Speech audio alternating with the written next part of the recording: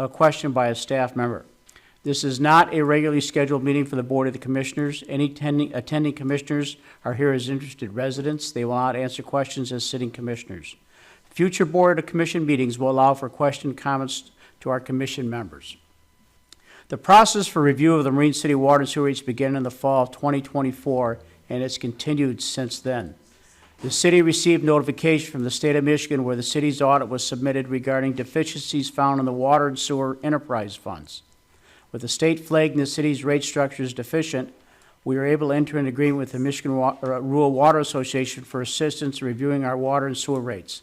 This service is provided by the MRWA free to the city of Marine City. For many years, there's been a significant lack of structured planning regarding the city's enterprise utility funds for water and sewer. I am personally not aware of a recent professional study being done on the Marine City water and sewer rates over many years. Over the last decade at least, internal staff worked to provide water and sewer rate information to the Board of Commissioners. Many of the factors required for the appropriate settings of water and sewer rates did not exist until recently. Over the last 10 months, city staff, we have initiated and completed multiple facility assessment reviews at a minimum 13 different facilities, a capital improvement plan for wastewater at our wastewater treatment facility, the start of renovation work on the waterworks plant, started a 2-year large-scale water main infrastructure project, and began addressing critical underground infrastructure such as collapsed sanitary and storm system components. We have ongoing SAW and CCTV and GIS infrastructure work being done and completed as well. All these factors and many others contribute to the setting of water and sewer rates and our quality of life here in Marine City. We hope to provide knowledge about these issues for our residents, businesses, and visitors alike. We are diligently working to address structural issues and deficiencies in several areas. Providing factual information and communication with our residents is a crucial component of that process. I wish to thank the hardworking staff members of the City of Marine City, especially tonight our City Clerk and Treasurer, as well as the Michigan Rural Water Association team members, Joe and Matt, both who have contributed hundreds of hours to the city efforts. And we'll start with City Treasurer and City Clerk.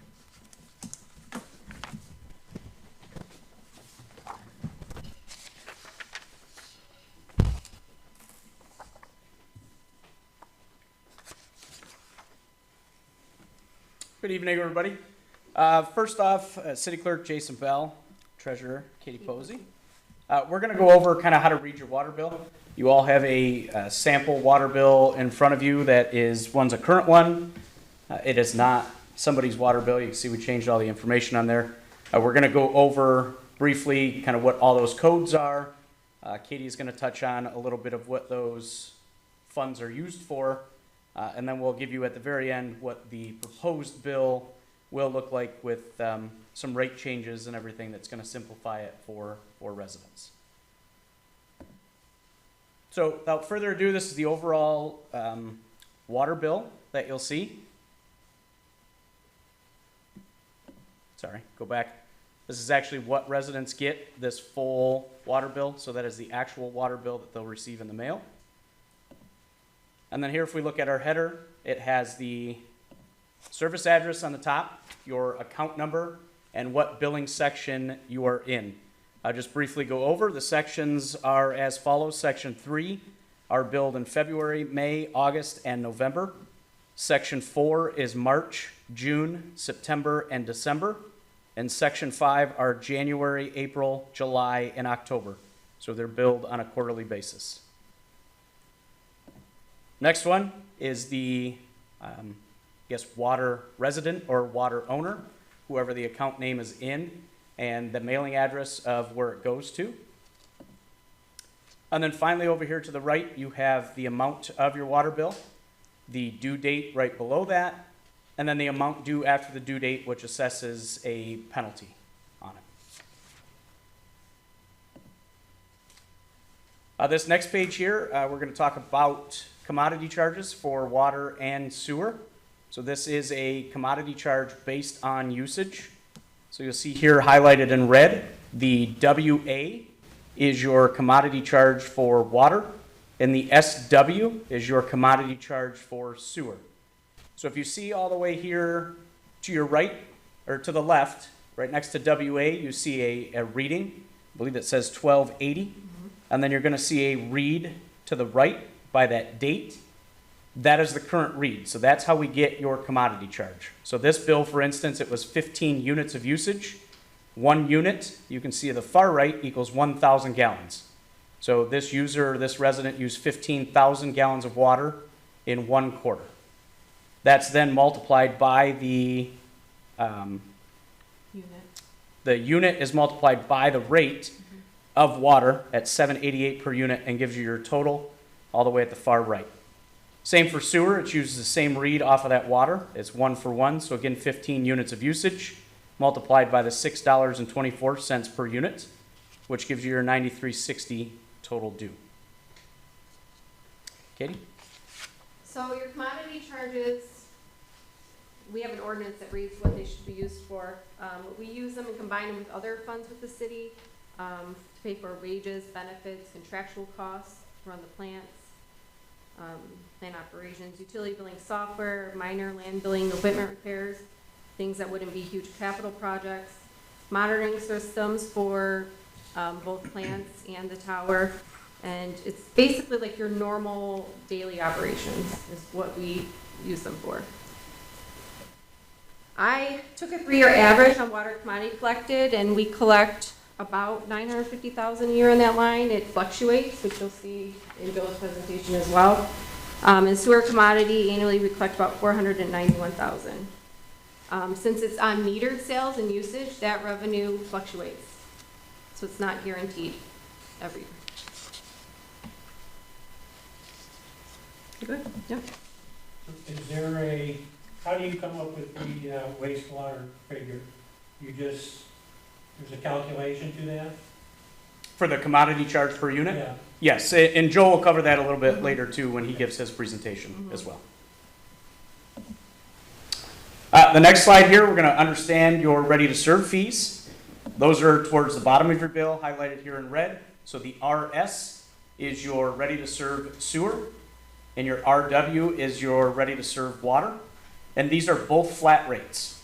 So they're based on the water rate ordinance that's presented and approved by the commission. So not based on usage, they're just flat across the board. That's what every resident gets charged based on the meter size. So this one you can see here is just for a residential 5/8 meter. The ready-to-serve sewer is $17.20, and the ready-to-serve water is $11.80. So flat rate. So ready to serve is collected, and then when we collect the money each month, we restrict it and set it aside. Not used for normal operations per our ordinance. We do have to sometimes because the other revenue is fluctuating, and if it's not there to use to pay the bills, we have to use some of this. But we restrict it for capital improvements and underground work, plant repairs, equipment needed for the DPW workers who work on infrastructure. These revenues are more consistent because you do get them billed even if you don't have any water service on at the time. Anything else you want to talk about that?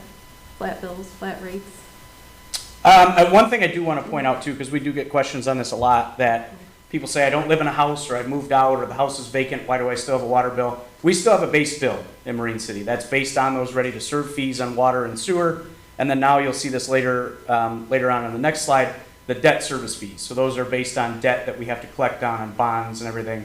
So I believe our base water bill is somewhere over $70, $71 in there. That's with no usage. So that's not based on any commodity usage or anything like that. So there is actually a base bill that every water service customer would pay, regardless of usage.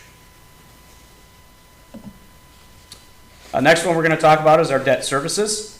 We currently have 2 on here. This first one we're going to talk about is the DW code, which is for the DWSRF project that's going on right now, the $26 million project, replacement of underground infrastructure to do with water. So all the water mains, any lead lines going into houses and everything. This is to cover the bonds that we got for that, half loan and then half grant on the bonds. This is a flat rate based on a calculation of residential equivalent units, which there's a big formula that we went into when we created that ordinance when those bonds came down that is available in city offices. there's a big breakdown of it. It goes by how many water users we have, the overall debt that needs to be paid, and then divided out, multi-unit customers, so apartment complexes, things like that. If they only have one water meter, those are equated in there.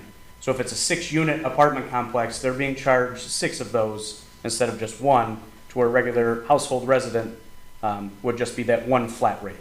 So it does get equated out to multiple, and those are factored into that equation And as meter well. size. And meter size, so those do differentiate based on meter size as well. And those are available in city offices if you want to see that chart and that breakdown presented with the ordinance when we passed it, but I'll be more than happy to get anyone a copy that wants to look at that and see the breakdown based on size. Your next code here is the WW, which is a debt collection for previous bonds, and that is based on commodity. So that is based on your usage at $1.20 per unit. So you see here, we go back to the read, just like your water and sewer commodity, at that $12.85, 65. $12.80 and then $12.65. Yep. So it's 15 units of usage equals out to $18. This is for bonds. I'm not even sure the date. Maybe Katie can give me on that, but I believe those are 30 years ago. set to go off next This year. year is This our year. last payment. 2005. Yeah, yep. So just a little bit on those. Everybody can see the construction going on, the drinking water project. Currently, the loan hasn't really been used. They have us draw the grant funds first. So we're collecting, but there's going to be some huge payments going out on those soon. For 24-25, we started collecting in January of 25. We've collected about $165,000. Our projected annual principal payment on that loan is between $315,000 and $455,000, depending on the year. It does increase as years go on. It's at 2%, and we financed $12,221,414, which seems like a lot, but we actually got quite from the state, more than that from the state for a grant. So the WW one is we collect about $102,000 annually. I think it's important to note, because this rate was based on commodity, we're not sure why they did that back when we got it, but we're not even collecting enough on that to pay the bond payment. The bond payment every year is $150,000, and the interest is variable because it goes down each year, but $8,695 this year, so it'll be paid off this year, but not going away. Yeah, I think so, unless anybody has questions. Next slide here is understanding your miscellaneous fees. So there's a few miscellaneous fees here. I don't want to say that they're worthless by any means, but they are miscellaneous. Most of them are flat fee. Your first two you're going to see here, the AW is for an admin charge on water. That's a flat rate at $2.41 on every bill. And the SS is a sewer storm maintenance, also at a flat rate of $3 per bill. The next one here at the bottom, the WM, is going to be a water monitoring fee. That's also a flat rate at $3.62 per bill. These fees also get restricted and set aside, the sewer storm maintenance one and the water monitoring. Why separate lines, I'm not 100% sure why, other than the water monitoring, because that was a program. The admin charge goes in with the commodity charges to cover normal expenses. We collect, it's not much, but on admin charge for water, it's about $24,000 a year. Sewer storm maintenance, about $28,000 a year, and water monitoring is about $29,000 a year. Katie, can you speak to what we spend in administrative charge versus what we take in, if you have that available? Total budget? Yeah. You didn't bring it with you? Total budget, but I definitely can answer that with that. Go- if you I can. think we were getting that detailed today. That's okay. Yeah. I did. It's well over 24,000, that's for sure. So we're not taking in enough to cover our current costs? No. Okay, thank you. All All right, and our next slide here, explanation of billing codes and rates. If you look at the bottom of the bill that you all have a copy of, all of them are spelled out on the bottom, what each code stands for, and gives kind of a description, as well as our water and sewer rates. It gives you that breakdown of what 1 unit equals 1,000 gallons. It gives you the water rate per unit, sewer rate per unit, and then that WW, which is that debt collection fee at $1.20 per unit. You'll see on this next slide, and I'll go a little more detailed, and I think Joel will talk about this later as well, so I won't go very detailed on it. But some of these will go away to make the bill more simpler to read. It's not that any of these charges are necessarily going away, but this won't be as, unfortunately, this won't be as busy down at the bottom. That's the And you'll goal. see that on the next slide here as well. Yeah. Did you want to talk about any of the balances? in those? We can, I have the sheet up there. I did bring the balance sheet as of August 31st. Sorry, I thought I had it with me. Yep. All right, so he has it in the spreadsheet. He was gonna show you. Last year, admin charges were just under 280,000. And we took in 24,000. 24. Correct. Correct. So after, all those funds that get restricted, not used for normal, currently between all four of those accounts, we have about 1.566 million restricted. One of the interesting notes I wanted to make out is our cash reserve, our cash right now in those accounts is just over 1.7 million. That leaves just under $156,000 in there for operating costs right now to run operations for water sewer. So just want to show and explain the reasoning for the proposed changes. And in case anybody wonders, our cost of operation far exceed $156,000 a year. Yeah, yeah. Not necessarily in 1 month, but that's what's Yeah. sitting there. So even though the ordinance doesn't say to use capital, it's supposed to be specific for capital, we have in the past had to bite into that capital just to cover operations. And then our last slide for you tonight is your proposed water bill with the codes. You should have a copy of that as well. This one here kind of breaks it down, cleans it up a little bit, and Joe will go into far more detail on this than I will, because I think it wraps into his presentation a little bit more. But you see there that a lot of those codes are eliminated, and there is a reason behind that with the study that we did and where we're kind of going with this or proposing with this on our rates and everything else. It cleans up the water bill. I think it makes it easier to understand for residents as well. And then you see that at the bottom too, that explanation of codes kind of cleans that up. Some of them will stay because they're not a normal billing, but they are things that we can bill for. Like a meter in, a meter charge, there's a turn on, turn off fee that doesn't always stay on there. If it's requested, that's on there. Fire suppression or sprinkler systems, those are billed on there for certain accounts. So those codes would end up staying, but they're not on every single bill. So you're gonna see like the sprinkler or fire suppression more on commercial properties than you would a residential property. And that is all we have for understanding your water bill. Is there any questions from anybody here? He's got the fun stuff, so. Yeah. Sure. If you could speak louder or walk up here, because we're trying to pick this up for the public, if you wouldn't mind, up close to those microphones so we can hear you. Right in front there, sir. Thank you. Okay, I see the proposed one. We both, basically comes out to the same amount that's due, but there is no breakdown whatsoever where the money, how'd you get to that number? So I mean, you're making it simpler, but you're not telling me anything. So we didn't get too detailed on that. The total bill is going to change, but he is going to present those rates and how that will change. But we didn't put it on there because we didn't want to overshadow his presentation. We just wanted to show Okay. the On water lines, rates. how the lines would be. Yeah. Okay, So that's why you see 0 in all those columns, Right. then it still equals to yeah, $330. I know it's confusing, but we should have whited that out. But it was more so for the codes on there where you would see a simplification.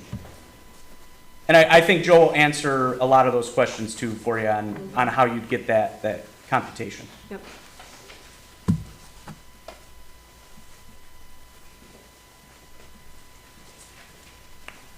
Can you give a little bit more explanation on how the admin charges are used? Because I know I always hear that a lot about, well, it's an admin charge, and they think it's just like for the person that takes their money.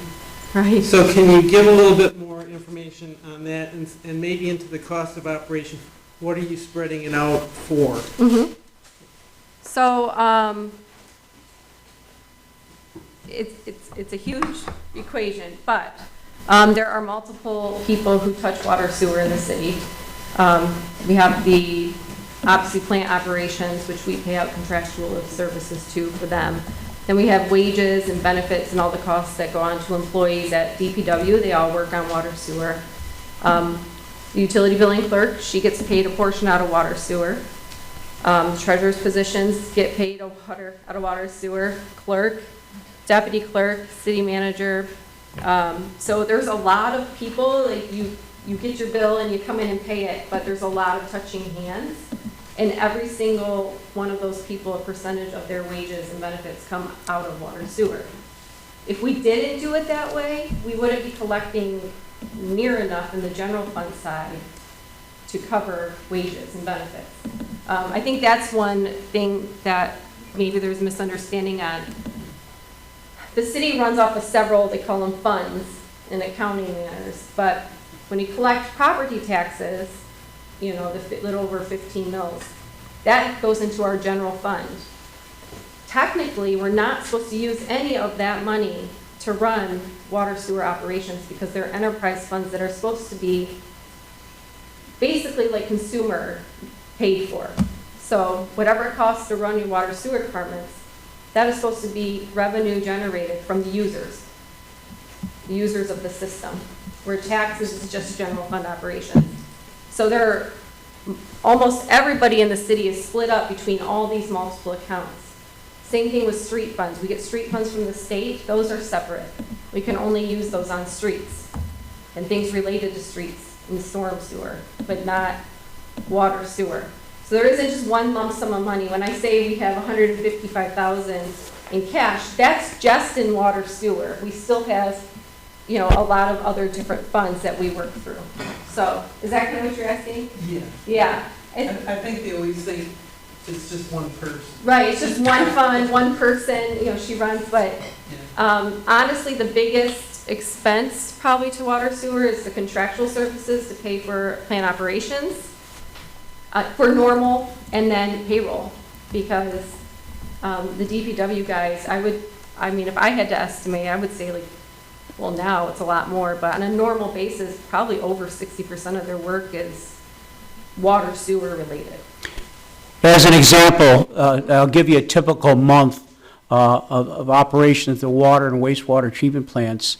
Our company that we hire out is a little around $500,000 a year.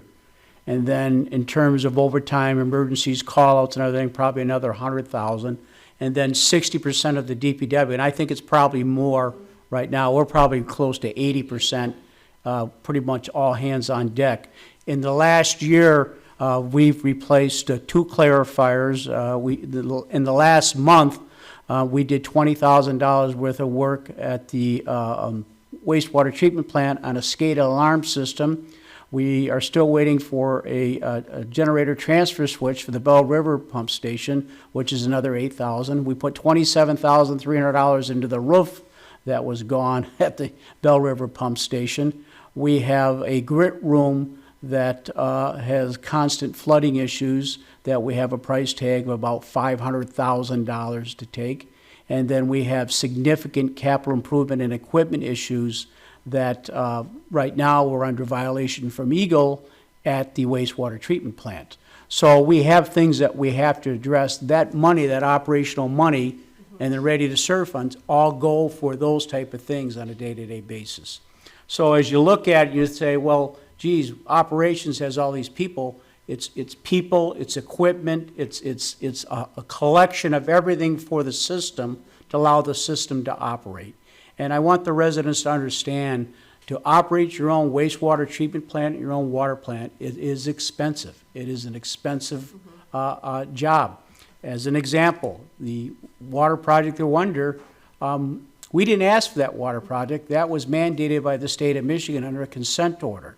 So we responded to that, and as Katie said, thank God we've gotten a great loan and grant program through the state, but that was only based on the quality of the issues we had at our water plant. That's currently under renovation. We're treading the same way with the wastewater treatment plant. Many of those items in that facility are 80 to 90 years old. So we have a significant infrastructure problem in terms of equipment and facilities. All that's figured into that. So literally, we've been robbing Peter to pay Paul for a number of years, and as they said, we're spending far more for administrative or operational than what we take in. And it's a system that candidly, they can't be kicked any further down the road. You have to deal with these things now. So that's part of our process as we study this. We talk about the things that go into these billings and the accounts. We want to make sure that everybody understands. You can't control the commodity, the use, how much water you use. But there are, as Jason said, certain fees that are inherent in every bill. Even if you use zero water, you're still going to get a charge because that system, the infrastructure, all those parts are still part and parcel of delivering that service. Available. Yeah. Some of the things, I know I work here and I talk about it every day, but, you know, the amount of lab testing and process chemicals and things used to treat the water, treat the sewage, that thousands and thousands of dollars spent on stuff we don't even see, right? We just see the clear water and toilet flushing at the end, but the dollar signs between that, from the plant to your house, and everybody's seen inflation, those costs I've been here just under 3 years, and the bills have skyrocketed on those.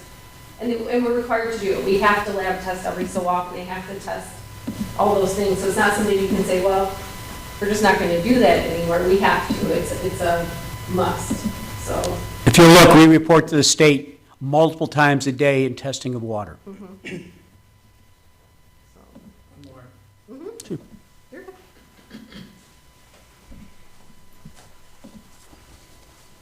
Okay, I understand we're doing all new, getting all this in, something that we've been kicking down the road for a long time. Preventative maintenance, now that this is new, is there a program for that? Because a lot of times, things from government, hey, we can afford to put this in, we put it in, but now we walk away from it. that's what this is about. That's a great question. Saving for the future. Yep. Because we can't do this again. We can't come back in another 40 years and go, what do we do now? There's no programs available, so that's what this is about, doing rate studies and that to make sure that we have all of our capital costs listed from these different things we did, the different CIPs, capital improvement plans and that, and they project out costs in so many years, and we save a little bit for that every year. In regards, He'll show you some of that in the presentation as well. in regards to preventative maintenance, yes, we are. So as an example, on that water main project, we're installing multiple new valves. Everybody knows we've had a difficult time controlling the water flow and turning water off, hence a number of boil alerts or low water pressure. Now we'll have a program of exercising those wells, preventative maintenance, exercising those valves, excuse me, Okay. so that type of thing is taken care of. Yep. Okay. And they've been doing cameraing, that's probably, he calls it the saw, but they've been doing cameraing all the lines in that. That's also to come up with a plan to know which ones are bad and which ones we need to replace in so many years, how many feet, what we think it's gonna cost. Obviously, we're guessing on some of it, but at least trying and saving a little bit for it is better than getting there and going, oh, no. Well, and I think Yeah. it's important to note too, with planning, the way we are with capital improvement plans and facility assessments and stuff too. This project that we're currently undergoing only replaces 2/3 of those underground water mains. So there's gotta be a plan going forward as well to replace that last 1/3 of also aging infrastructure that didn't fall under those guidelines of the project and that grant, but there has to be planning with that too. So, and he'll touch on that a lot more, with that planning and the saving with the ready to serve and the capital improvement. Any other questions? Thank you, great questions. Thank you, Jason, Katie. Thank you. Joe? This is more fun.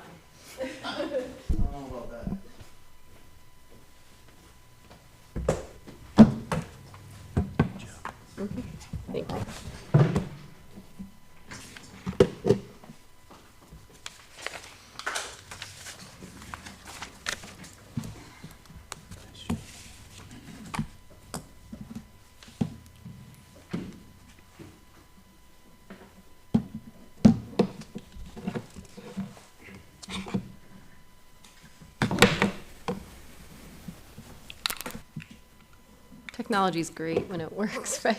See if it works. Yeah.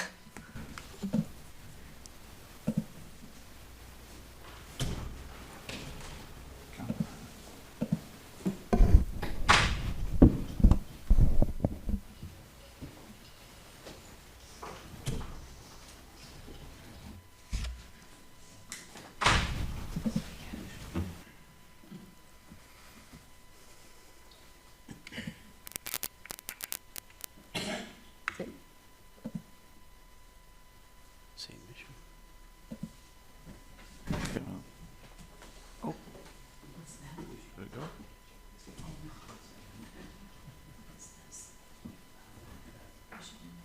Yeah, it's on this. It's reading that there's another display. It's not coming up on the TV.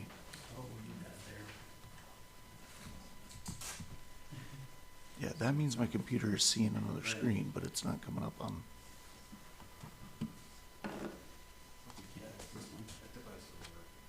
Yeah, I can give that one a try.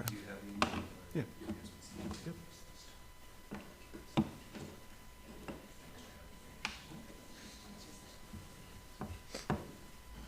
Let's see, just- You needed a quick break so you can think of all the questions going forward now, see?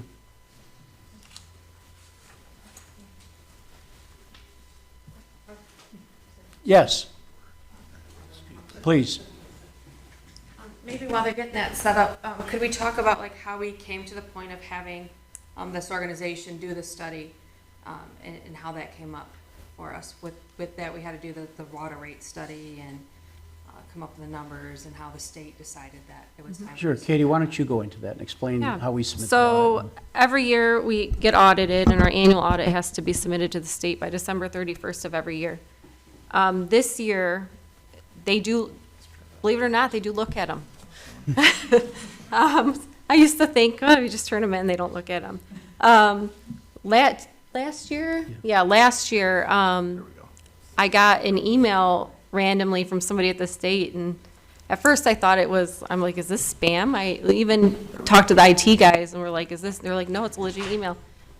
Because our rates were not covering our costs in the way it all worked out in our audit, they recommended us to them. And that's, it was flagged us. it flagged us. It was basically, hey, and I think Joe has said, I mentioned it to him, you said that's how you get a lot of your customers, like to Yes. do rate studies, because the state flags them and then tells them, hey, you have an option to use this company that's free, you don't have to, go out and get somebody to do it. So that's kind of how they were basically saying, you have a problem with your rates and your expenses and your revenues coming in they're not sustainable, so. And from the staff side, We looking knew- at I this, knew we we knew knew we had a that. problem. Yeah, We we knew realized we had a that. problem, but we also realized we probably needed some professional assistance Right. in studying the problem and looking at all factors that should be involved in the process Mm-hmm. to make sure that we do it correctly. And then adhere to not only the state standards, but industry standards. Yeah. So that we have something we can point back to and say, this is how it's done, and then Joe's gonna explain that, this is the reasoning behind it, this is the standard that it follows. Mm-hmm. From a staff point, I put together a budget, we worked through a budget, but you don't have the tools to plan these things, the capital improvement plans, knowing what infrastructure, I don't know what needs to be done at DPW or, without those sort of plans in place and looking at them annually and reviewing them and moving things off and moving things down, it's really hard to budget. You kind of budget on your normal expenses, but then the other things that maybe you don't foresee or emergencies come up and you're not ready for them. And that's the goal, is to be prepared and ready and, if It- something breaks down, we're like, okay, well, it was on the list in 2 years, now we move it down to this year. It's but- unfortunate, But you can work through it. we hadn't had up-to-date Mm-hmm. capital improvement plans in the city for quite some time, very candidly. And whether it be facilities or equipment or a number of different things, they just were incomplete or not done correctly or done at all. So we kind of started from scratch Right. with equipment, facilities, acquisitions, each department, and we realize now that that's needed for long-term planning in terms, as Katie says, we see we have a problem, we get the life cycle of your car. You expect the last 15 years, at last 7 years, you got to make a decision. Do I go out and buy another car? Do I buy a used car? It's no different than us determining, okay, we think this roof will last us 20 years. It's only lasted us 16, and it's in trouble. It's impacting our operation. So what do we change now to fix the roof and then maybe get another couple of years out of something else? But when you have the volume of equipment and facilities that the city has and that they're mandated by law to make sure that they function correctly, it's a big responsibility, and it takes a lot of resources to do that, very candidly. And honestly, same thing like the backhoe and those sort of things. You can Yeah. also get rid of some of your assets at the right time so that we're not necessarily losing on them. We can turn them in for newer equipment, 10, 15 years newer, but get some money back still on our assets. So it's important for things like that too.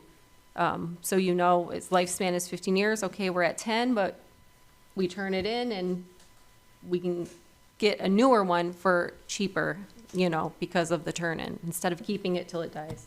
Until it does, Yeah, yeah, so those sort of things too. All right, Joe. It's on All you. right. So my name's Joe Van Dowlen, as stated earlier. I work for Michigan Rural Water Association. We are a nonprofit funded by either USDA or EPA, depending on which of my coworkers and what program we're in. My program happens to be funded through EPA. And we are funded to provide technical assistance to rural communities on water and wastewater needs.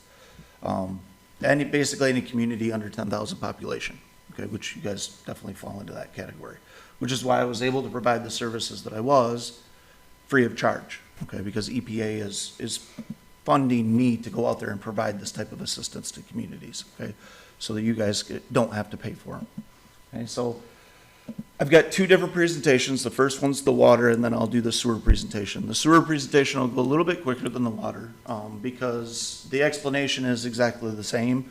It's just different numbers. And the reason why they're in two separate presentations is because when we use our rate program to calculate the rates, we have to break them up into those two different categories, because the reserve requirements, the capital needs are different. The cost to run the wastewater versus the water plant is totally different, and they're separate entities.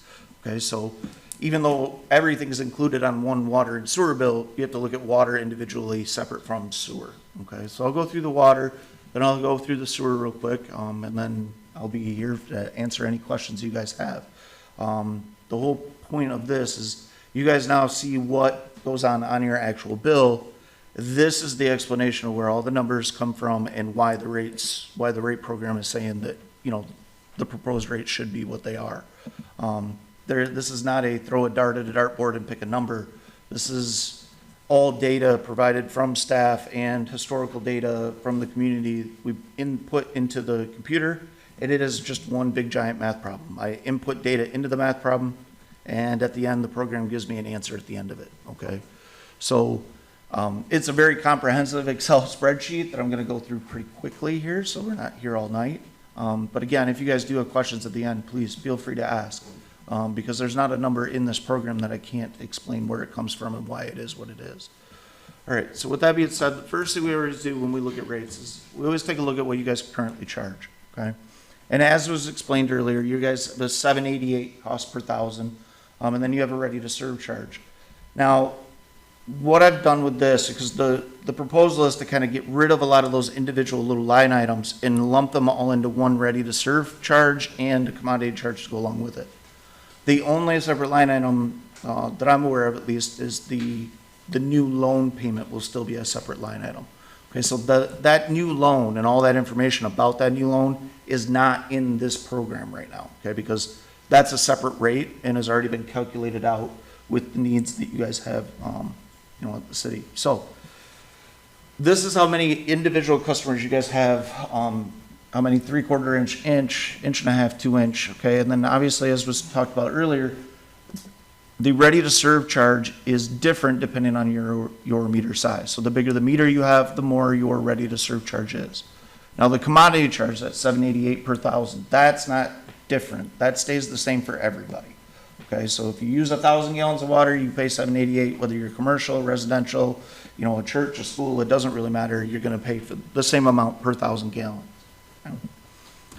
All right, next, we take a look at your meter equivalents. The decision that we're going over with staff and board was to go to an industry standard for your meter equivalents. So meter equivalents are how we calculate what that 1-inch meter customer charge should be, or what that 2-inch meter charge should be. Okay, it's a ratio.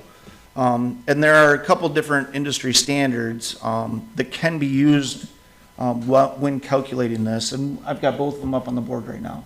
So you'll see the yellow column, that's what your guys' the current meter equivalents are right now. To the right, the column at the far right, with a factor based on 3/4, that is the AWWA meter equivalent.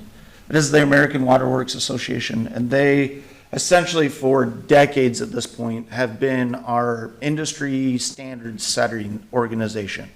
Okay, if there is, you know, meter equivalents, they also do specifications and recommendations for the type of pipe that's used and the type of valves that are used and which joints are used. Essentially, they are the organization that sets the water and wastewater specifications and standards that are applied across the nation. So the meter equivalent for AWWA is on the far right column, and then the other equivalent table that's used on a regular basis is strictly based on size. And that's the one that starts with that square inch equivalent, meter equivalent factor. That's what the size is. Now, the decision here was made to go to the AWWA standard, which is that column on the right, and that's what was used to calculate what the new rate changes would be for all the bigger meter customers. Essentially, the way it works is the AWWA system is, the multiplier is 1, as you can see in that yellow box on the far right. Okay, well, a 1-inch customer is 1.67. What that means is you take whatever the dollar amount charge is for a 3/4 inch customer, you multiply it by 1.67. That's what the ready to serve charge is for a 1-inch customer.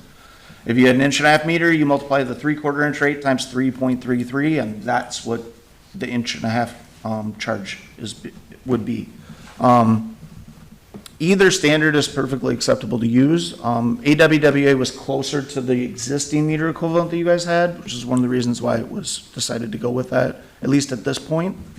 And what that does is it turns all of those customers, as you can see on the column kind of on the left there, where the 1798, that's how many 3/4 inch customers you have. You invoice all of those customers 4 times a year, and their selected meter equivalent is 1. And basically that it calculates an annual meter equivalent.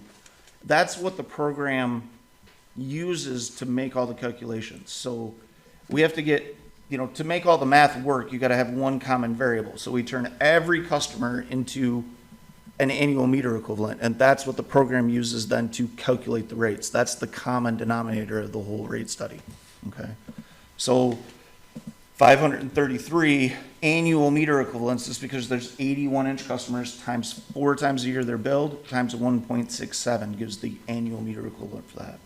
And all those, so a total annual meter equivalent of 8,776 annual meter equivalents.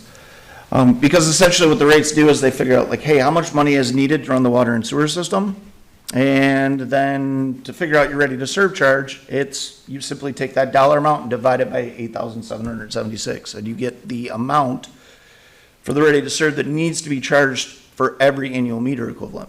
Okay, if you live in just a standard house or you've got even a commercial property with 3/4 inch meter, that charge stays the same because the equivalent is 1. But if you have like a 2-inch meter, whatever that annual meter equivalent is individually, you got to multiply that by like 5.33 to get what your ready to serve charge would be for a 2-inch customer. Okay. All right, next we take a look at how much water you guys sell, okay? Because again, that dictates how much revenue is coming in on the commodity side. That's $7.88 per 1,000 gallons. And it does fluctuate some. There has been, over the last 5 years at least, a downward trend in water usage. And if anybody's curious, I can't give you the answer of what 10 years ago it was because I only went back 5 years in history. The whole point though is to find out if there is any trends. In your guys' case, it was typically kind of a downward trend in water sales. It's also because this rate program we're trying to calculate how much to charge for your current budget year. Well, we don't know exactly this year, exactly how much water is going to be sold. So we take a look at historical data to kind of try to figure out what would be a good, fairly conservative number that we can use on how much water you're going to sell this year, okay? And that's where that decision, in the red box, the 102,000, basically 102.5 million gallons of water sold is what we use to factor in the, for the rates. Now, how this affects things is if I put a higher number in, because the maximum year, I think, was like 110. Yeah, it looks like that's what the total max is. It's about 110.6 million.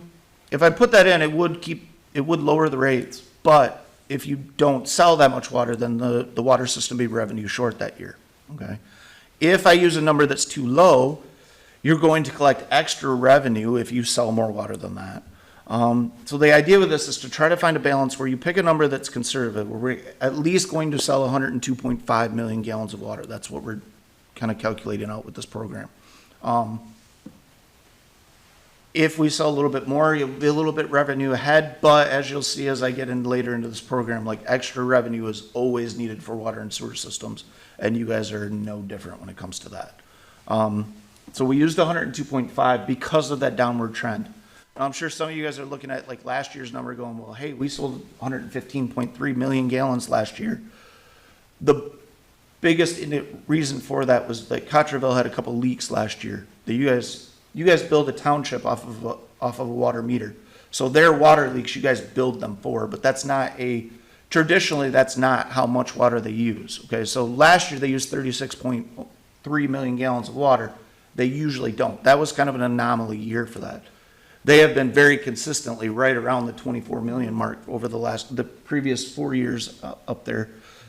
So that even though, yeah, hey, we sold 115.3 last year, that's probably not a very accurate number for what you'll sell this year, because my understanding is Cotterville's found those leaks, fixed them, and they're not buying the amount of water that they bought last year. They're not going to have to buy that much water this year. Okay. All right. Next, for this, we have to take a look at what your budget is, okay? Because the rate should be set to whatever your budgetary needs are for that year. Now, with that being said, any like big one-time purchases are kind of pulled out of this. Like if they had to spend $50,000 to buy a new pump, that's been pulled out of this part of the rate program because it's factored into a different part, which I'll go over in a minute, okay? But the part of these expenses, this is to make sure that all of your normal yearly expenses are covered. Okay? And in this case, you guys have 3 different departments. One is the administrative side that we've already kind of talked about a little bit in the previous presentation. The other one is the distribution system, and then the treatment is 3 different departments within the water fund that all incur expenses. Now, I only have like part of one of those pages up here just for the presentation, but it was 3 different pages with different expenses for each category, for each one of those separate departments, okay? Because how much you need to charge for water and sewer rates is the biggest factor. Is usually it's expenses and loan payments. In your guys' case, it's your expenses, at least at this point in time. Because your normal annual expenses are much higher than your current loan payments. But those are usually the 2 biggest factors on what is affecting your rates. Next, on the water side, you do have one water loan with an annual payment of $153,000, so that's factored into the program too, because that has to be paid for. And as Katie mentioned earlier, that $1.20 per 1,000 gallons that is currently on the water bill was only generating, with what you guys are currently selling, about $100,000. The loan payment is $153,000. Now, granted, this budget year is the last year that this payment will need to be made, but it's not going to go away because currently the DWSRF loan payment that you guys are right now seeing on your bill isn't covering the entire full loan payment for that loan when those payments need to be made. The shortage for that should be made up for kind of with this debt payment. So you're going to stop making this debt payment. It's going to be transferred over into the next debt payment that you have. And I will say for municipalities, this is very, very common. Typical loans for water and wastewater. This loan happened to be a 20-year loan. It started back in 2005. But most, so your current loan now is either a 30 or a 40, 40-year 40 loan? years, yeah. Okay? If you get a USDA, that's another very common place to get financing for water and wastewater for rural systems. They're at 40-year loans also. So very, very long payback periods. Usually by the time a 40-year payback period is done, you're ready to replace the next bit of water main or the next collection system, or you need water plant improvements at that point in time, and you're just gonna swap one loan payment for the next loan payment. So a good point for everybody to learn, for us to learn, is don't tie future loans to commodity sales, because as water sales drop, you're not going to have enough money to pay the loan. Yeah. So tie it to something else other than the sale of the water. And I don't know why the decision was made to use $1.20 on the commodity to pay for this loan payment, but as I made a very good point, typically loan payments are paid using a ready-to-serve fee, because that's the only way to guarantee revenue. Because of the loan payment, over the next 40 years, that loan payment's really not going to change. The amount of principal and interest changes, but the total payment is going to stay pretty consistent within a couple $1,000s of one another from year to year to year for the whole 40 years. So that money always, since that bill needs to be paid, if everybody in town stopped using water, that loan payment still has to be made. So that's hence part of the reason for having that ready-to-serve charge, that base charge where it's a flat amount that's collected every single month from all the water and sewer customers, is to make sure that some of those fixed expenses, like loan payments, wages, things like that are fixed, they're not going to change from one year to the next, really. They need to be paid regardless how much water is used. So that's kind of the point of that ready-to-serve fee, is to pay for those fixed expenses. All right, next, I know it was brought up, gentlemen here had a question about, are we planning for preventative maintenance? Are we planning for equipment that we replace, as it breaks? The answer to that is absolutely yes. Previously, not a lot of planning for that, but that is changing, okay? The current staff, that's why there's so many assessments going on, different inspection things going on, so that they can determine exactly, kind of estimate what the needs of the water and sewer system will be over the next 20 years. We have two sections of the rate study that deal with the current equipment that you have and any capital improvement needs that you have. Basically, the way that this works essentially is it just kind of, we use one, and the first instance is fences and gates, okay? Originally put in 2000, we're gonna estimate that they're gonna last for about 40 years. The total replacement cost is $2,500. What the program does is it adds an inflationary cost every single year between now and when the expected replacement date is, because the cost of that fence is going to go up year to year to year. It might be $2,500 now, 20 years from now, it's not gonna be $2,500, it's going to be substantially more. The program takes that into account, and then takes all of those individual pieces of equipment that the water system has, and kind of estimate how long that piece of equipment is going to last, what it costs to replace it right now, and the program then calculates an annual amount that needs to be saved. So that way, when there's $2,500 that to be spent on fences and gates in 2040, that money will be in the bank, ready to go to spend on that.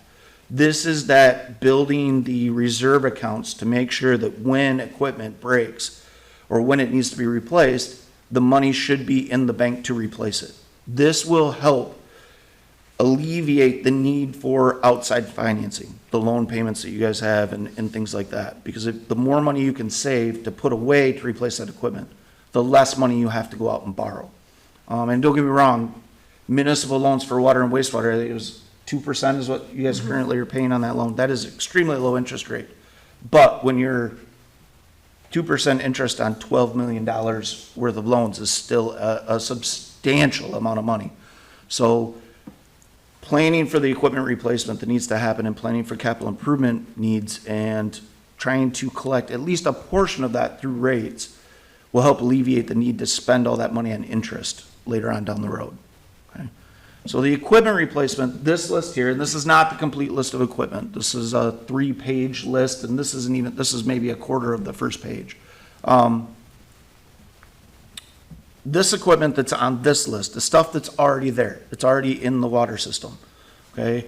And unfortunately, like when it comes to water and wastewater things, when you have a pump that breaks, when you have main that breaks, you don't have the luxury of just waiting and like, hey, we're gonna wait 3 years, we're gonna save up a little bit of money, or we'll say, we'll fix it in 5 years, we'll just kind of mothball it for now. You can't. It has to be replaced as quickly as possible and get back up operational. So again, this allows for that money to be set aside every single year so that when that equipment needs to be replaced, the money's there. And you don't have to go try to find it, or you don't have to borrow it from the general fund or any of the other, things that may have happened in the past. Okay?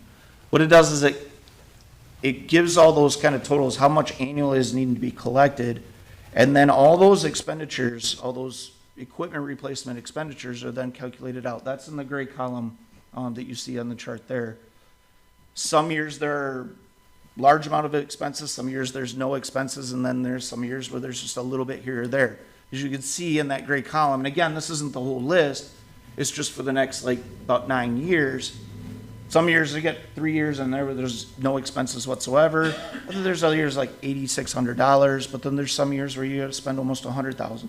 And if I had more of the sheet, then there's other years where there's hundreds of thousands of dollars that needs to be spent in a year.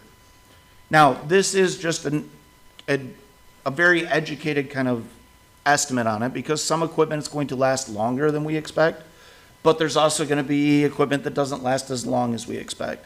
So the idea behind this list and creating this kind of annual amount that needs to be collected is to kind of average out so that there should be money to replace any equipment as it needs to be replaced. So, for all that stuff that lasts longer than expected, it's going to help save a little bit more money to fix the stuff that's not going to last as long as expected. Okay. So with that being said, on this particular page, is it takes $65,000 from rates annually that needs to be set aside in the bank to pay for the equipment on this first tab. And like I said, I have another slide that'll show all the other 2 tabs and the total amount. But again, this is money that needs to be set aside every year so that there is money in the bank to replace all this equipment when it needs to be replaced.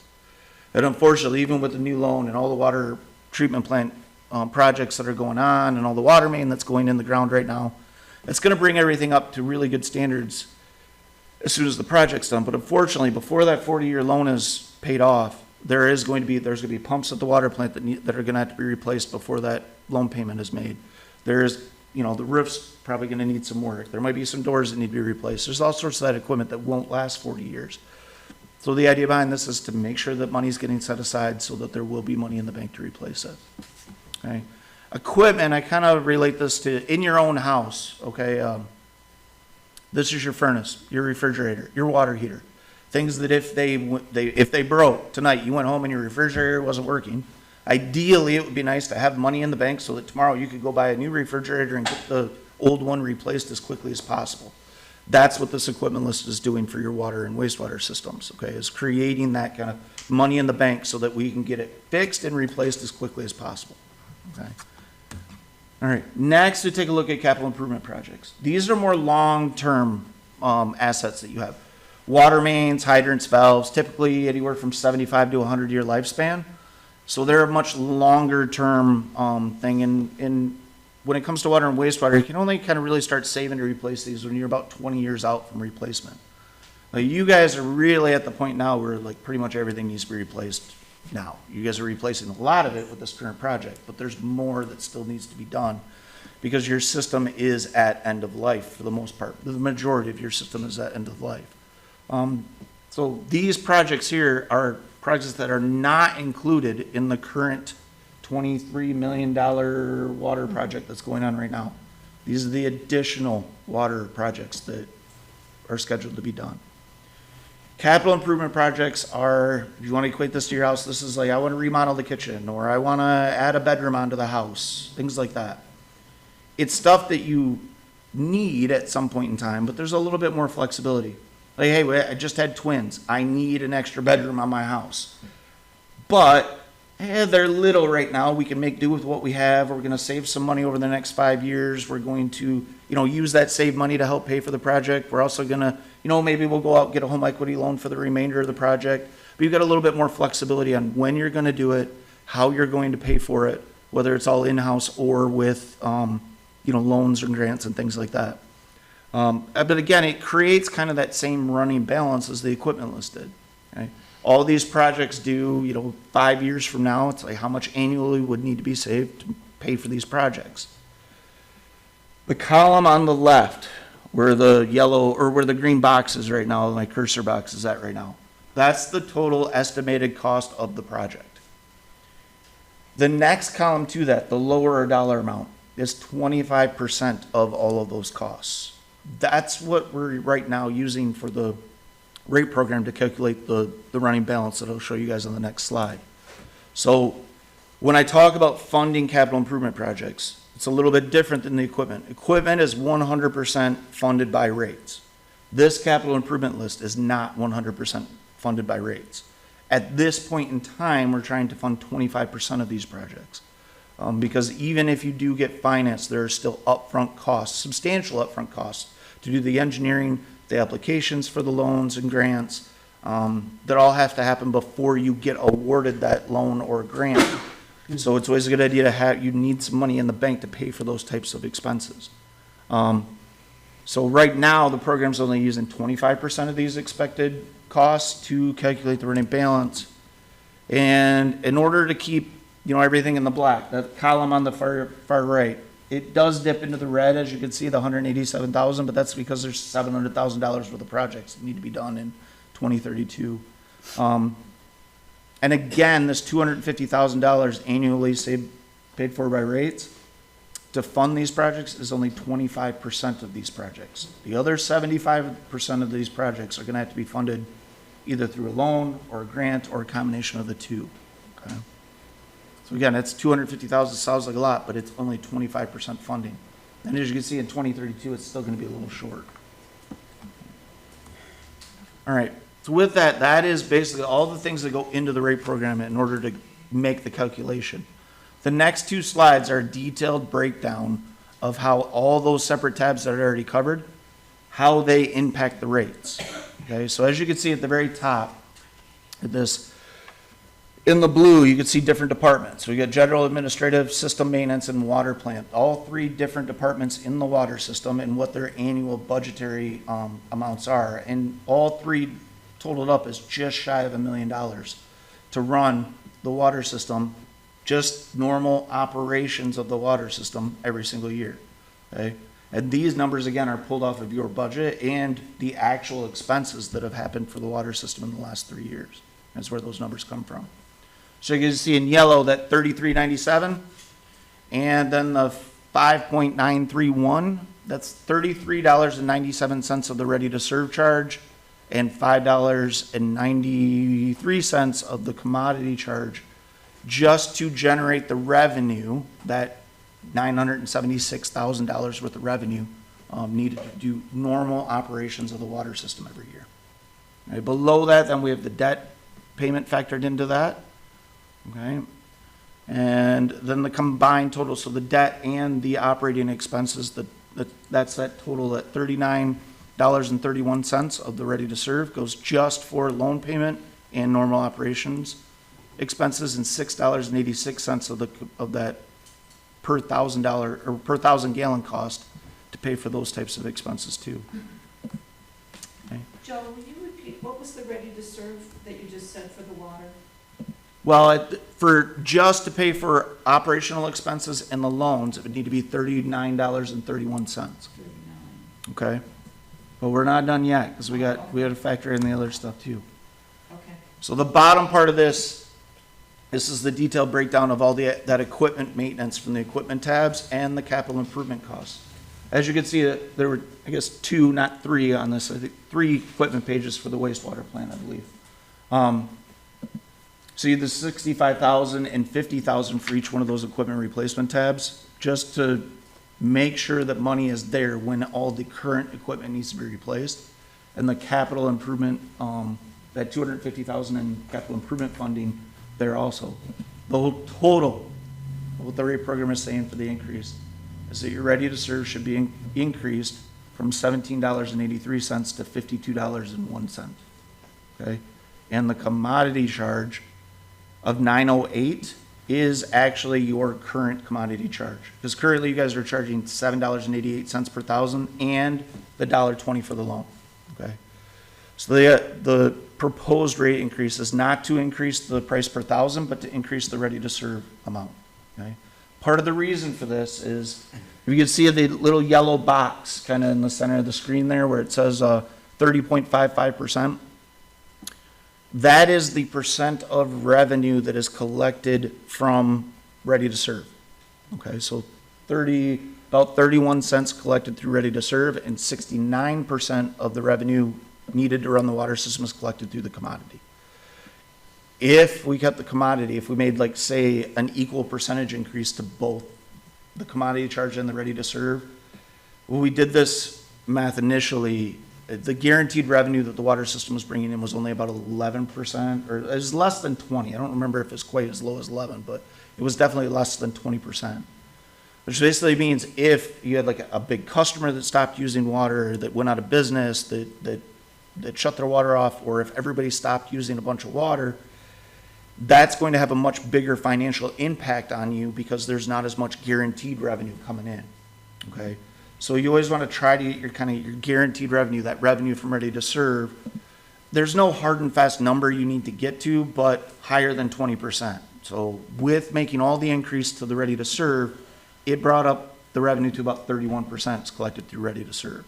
So still the vast majority of the revenue collected to run your water system is still coming from the commodity. 69% of it is still coming from the commodity. But that's why the increase was put on ready to serve and not on ready to serve and the commodity. Joe, can I ask you a question? Yes. If there would be appropriate time.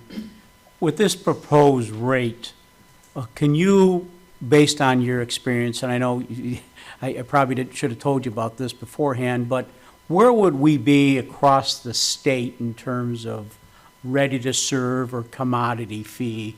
In your experience, as you go all over the state, literally looking at these different rates and comparing our current rates and then what's proposed. Would you comment on that?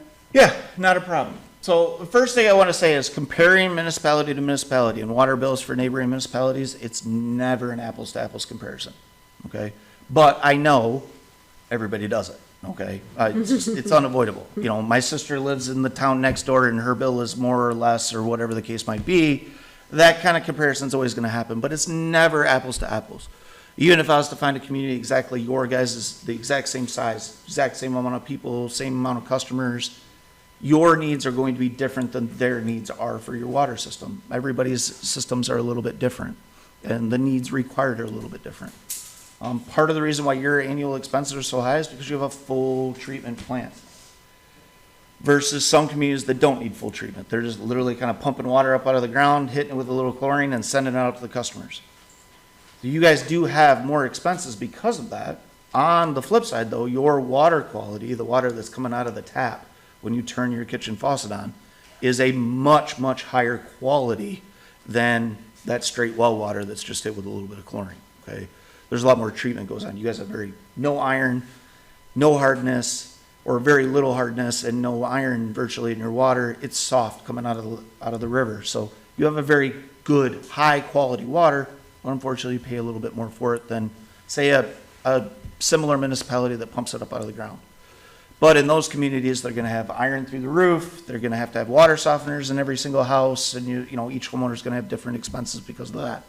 So really, you guys are at an advantage for the quality of water that you guys have here in Marine City is by far and large a lot better than a lot of the municipalities that I go to.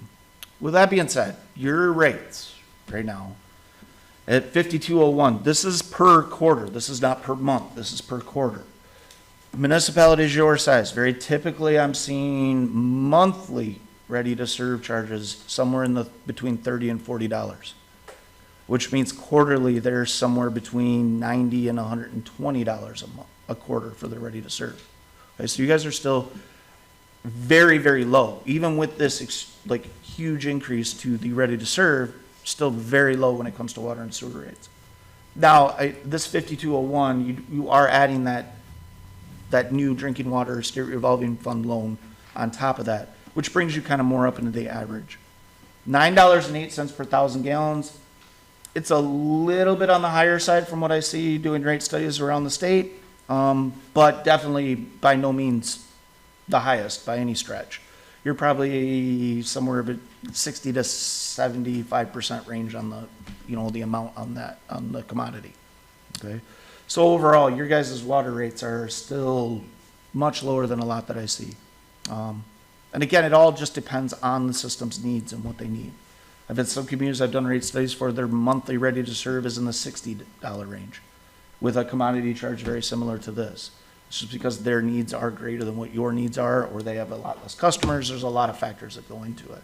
And our current rates that you looked at when you first walked in the door, where did those, Extremely low, like in the bottom 10% of rates across the state. And I've done a lot of rate studies across the state. So, yeah, what you guys currently have, what you guys are currently charged for water is it's in the lowest, it's definitely in the lowest 10% of any of the rate studies that I've done, by far. So, thank you. all right, so that was a detailed breakdown, just 3/4 inch customers. This is the overall rate increase, proposed rate increase for all the different meter sizes, okay? The detailed for just the 3/4, because that's where the vast majority of customers are. But everybody's rates are affected the same way, okay? Everybody's getting the same percentage increase, okay? So, $52.01 for a 3/4 inch customer, but a 3-inch customer is $520.13, okay? It's at that bigger meter. All right. And then if anybody's curious, that's typical customer bill, just water. Okay, so if you use 12,000 gallons in a quarter, okay, your old bill was $126.79, your new bill's $160.97. It's an increase for everybody of $34.18 for all 3/4 inch customers. And that's because that increase was on the base, on the ready to serve, the base charge, which everybody pays regardless of usage. So, What about the $18 that's on the debt? You guys were saying that you're gonna leave that in? the new loan, No, this is where we're paying off the loan this year. the existing The loan, 2005 millage for $1.20. How does that factor in? Is that still factored in here? yes, it's still factored in here. So the $150,000 roughly that needs to be collected to make that annual loan payment is factored into this program. So, After this year, that will go away. So after this current year, you won't have that $150,000 expense anymore. But that $150,000 in revenue that's collected through this rate will just be transferred right over to the new loan that you have. so we're not gonna collect it, we're gonna leave it in there. So what does that do to that increase, is what I'm saying? If we were to refund it, we'd have to collect a greater percentage.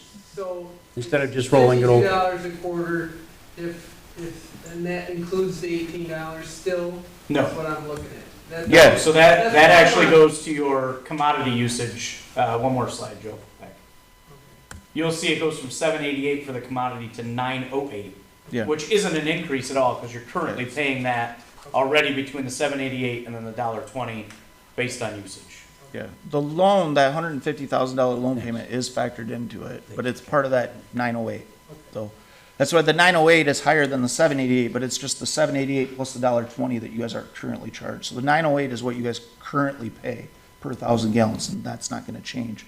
But if The it revenue fell up- collected from that $150,000 in revenue that's collected for that loan, just because that loan is going to get paid off, absolutely. So after this budget year, there won't be a $150,000 expense for that loan.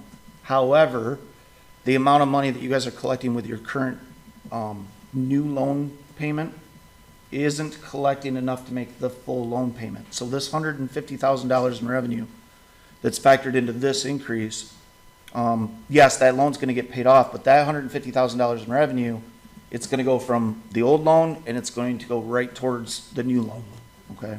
That's why it's still factored into the program. So we're looking at a 200% increase on the meter. On the ready Going to from serve, $17 up to $50. somewhere around it, yeah. And then we say proposed new rates, and then the reason why I asked it, I have to read at 8 Mhm.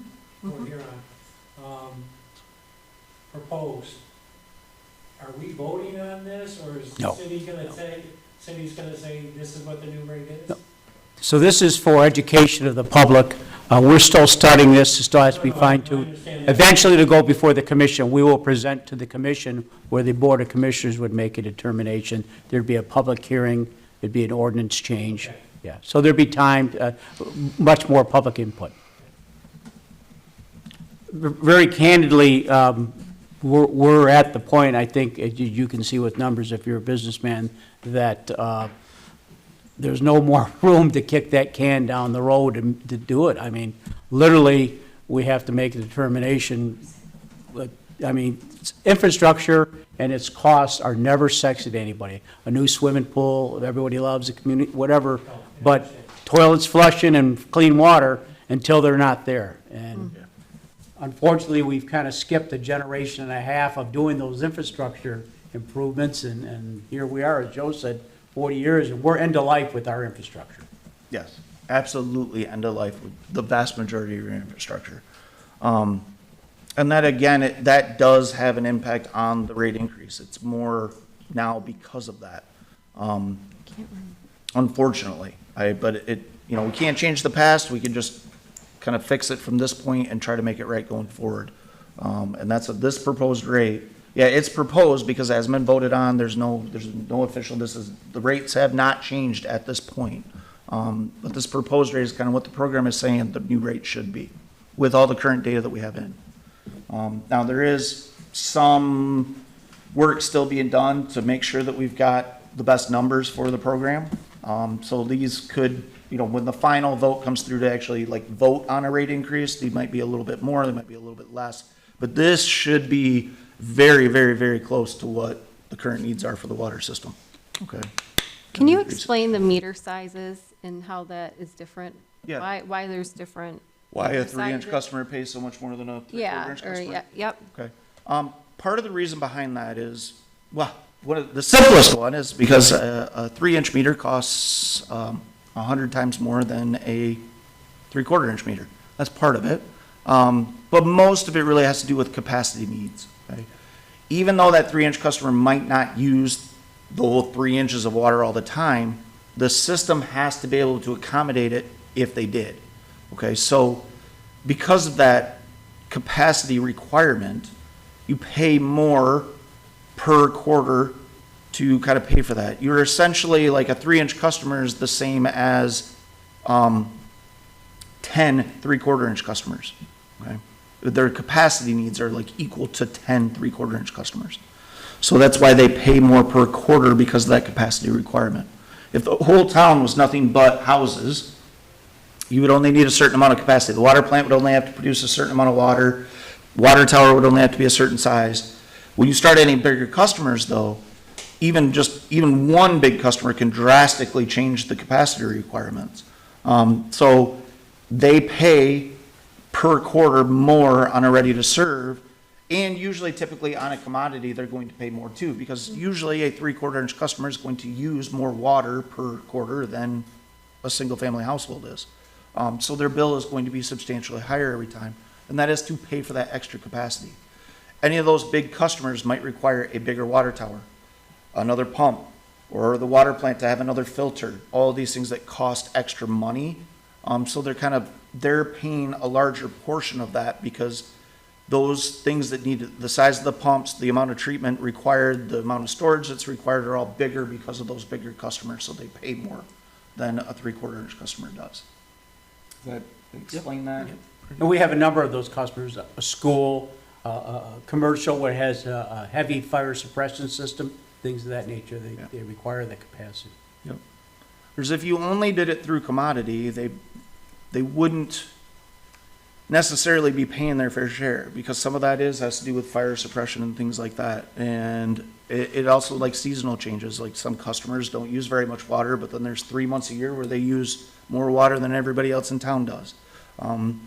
Vegetable produce, like processing plants are prime examples of those. I've done some rate studies where they have those types of customers, and they virtually use no water 9 months of the year, but 3 months of the year they use an absolute ton of water. Okay, but their capacity requirement doesn't change. So that's why they pay a little bit more. Like those months where they don't use much water, their bill's lower, but they're ready to serve. That base charge that they pay is higher because that capacity has to be there, has to be able to provide that capacity to them. Okay. All right, real quick, because we're almost done with the water. One of the proposed changes to this is, and it was discussed earlier, because the new drinking water state revolving fund loan is based off of the number of units, not necessarily meter size. okay? Whereas the normal water rates were strictly based off of meter size. So the example I have is like an apartment building with 10 units in it that might have an 1.5 meter. Right now, they are charged for an 1.5 meter as an 1.5 meter customer. The proposed change, and this change basically just bills all the water accounts the same as the new drinking water state revolving fund loan is. This is charged by the number of units. So instead of that 10 unit apartment building getting charged by the 1.5 meter, they're gonna get charged 10 times the 3/4 inch rate. Essentially, the kind of the methodology behind this is you're gonna look at each apartment unit as its own residential equivalent unit. It's really the same as a single-family house that sits on its own property. It just happens to be built on top of and next to a bunch of other units, but it operates the same thing. So this goes for like apartments, it would go for any like downtown businesses that have a commercial business like down below, but then they've got, say, an apartment or a couple apartments up above. If they're only fed by 1 meter, they're billed by the number of units, not by the meter size itself. Okay, so as you'll see in the customer count, so I believe the other customer count for like 1-inch customers was 80, now it's 63. And that's because 17 of those 1-inch meter customers are multiple unit accounts, so they were added to the 3/4 inch customer count and subtracted from the 1-inch, okay? So they're not double billed, they're just billed per unit, same as a single family house would be. What this does for the program is it essentially creates more customers right off the bat. Because there are overall many more annual, there are about 200 more annual meter equivalents that I talked to you about that in that first tab. I don't have a slide that says how many of those, unfortunately, but it was like, was it 7,855, somewhere around in there? And the new total is like increased by 200. It's closer to just shy of 8,000 total customers. What that does, because you're adding more customers to the equation, it's more people to split the pie with, okay? So the rate increase isn't quite as much if you start charging by the number of units versus the meter size. Okay, so instead of like the old one was what, 5201, by changing and billing by the number of units, it's $49.10. So, you know, about a $3 decrease in the quarterly ready to serve. Which isn't a huge amount, but it also affects all the 1-inch customers, the 1.5 to 2-inch customers also. Okay. And then, like I said, a slight change to the, you know, your typical bill. The increase, instead of $34 and some changes, $31.27 instead. Again, this is just a different way to bill, but would bring it right in line with the already created drinking water state revolving fund loan payment that's currently on your bill. Okay. Any questions on the water? And I'll switch over to sewer. Again, this one will go a lot faster because it's the same presentation, it's just different numbers. So let me pull that up. All right. There's a lot of different components that go All into right. water. So on the sewer side, again, the explanation for all these tabs is still the same. We're still looking at what you guys are currently charging. I still need to know how many customers that you have. And you have pretty close to the same water and sewer customers. There's not a lot of water-only customers and not a lot of sewer-only customers in Marine City. So this is your current customer count and what you currently charge. And again, on the wastewater side, there is a separate component. There's a capital improvement charge on the wastewater side. And again, the proposed rates is just to include that in the ready to serve. And the one thing I didn't really cover with the water on that is it was brought up that, like, well, having all those different line items on the bill, we know where all that different money is going to. And if we lump it all into one ready to serve charge, we don't know where that money is necessarily going. It's there in the budget, okay? And the rate program shows how it's all like broken out and how it's divvied up. Okay, so all those same expenses, all those different line items that we're paying for, like the admin and the loan costs, all that, those are still there and those expenses are still there. It's just by getting rid of the separate line items and just having one ready to serve, one, it simplifies the bill, it makes it a lot easier. And two, it also opens up the ability to use revenue from like one department for another department. So with the admin, that's a prime example of that. You guys were only collecting $24,000 in the admin costs, but like the actual budgetary expense on the admin side was like 240,000. Some years that might be 200,000 instead of 240. Some years it might be 280. So by combining all those individual little line items into one ready to serve, if there is like a surplus in one department, but an excess, but you've got more expenses in another department, it frees up the staff's ability to be able to use the revenue collected to where it's needed for that particular time, instead of locking money into separate little tiny canisters that can only be spent on very particular items, okay? So it not only does it cleans the bill up, makes the bill easier to use, but it also makes it much easier for the staff to pay the bills, to calculate what is needed to run the system. It makes it easier. They have more freedom in where they can spend that money, and it's not locked into any one category. All right. So next, again, take a look at meter equivalents. We did the same thing on the sewer side as on the water side, is change the meter equivalents to that AWWA standard. Okay? Because again, it was lower. Your current meter equivalents are much lower than what the AWWA standard is. Again, we take a look at the amount of sewer invoiced. And again, same on the water side, the sewer's shown that same kind of decline in sewer sales over the last 5 years.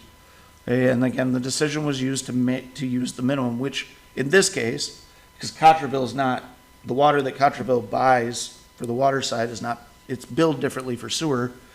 So that water leak isn't factored into this. And as you can see, like the lowest year is actually the amount of sewer that was sold last year, which is another reason to use the lowest amount, because it has been going down every year. Again, take a look at all your expenses on the wastewater side. And again, on the wastewater, there's 4 different departments on the wastewater side, and I've only got a snapshot of the first one. Yes, sir? I'm sorry, because I gotta leave in a couple Yep. seconds, but going back to that, okay, if I billed 1,000 gallons, because you know I used 1,000 gallons, because it went through the meter. Yep. Now you're gonna bill me 750 gallons for waste. How did you come up with that number? Because nothing goes to a meter for that. No, the sewer is billed off the water meter with the kind of the understanding that whatever comes out of the tap goes down a drain at some point in time. The only things that don't would be like irrigation and, hose bibs if you're washing your car, watering your flowers with your hose bibs. Everything else though that comes out of a bathroom or a kitchen tap is going to go down a drain and into the sanitary sewer at some point in time.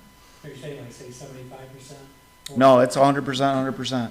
The only thing that changes is if you, like some communities have what's called irrigation meters, which are meters only for irrigation and hose bibs. They're not charged sewer, they're only charged water. You're just charged a lower rate, that's, Their water per 1,000 gallons is still the same, but they don't have the sewer charge on it. So, like, say $7.88 is what you guys currently pay per 1,000 gallons.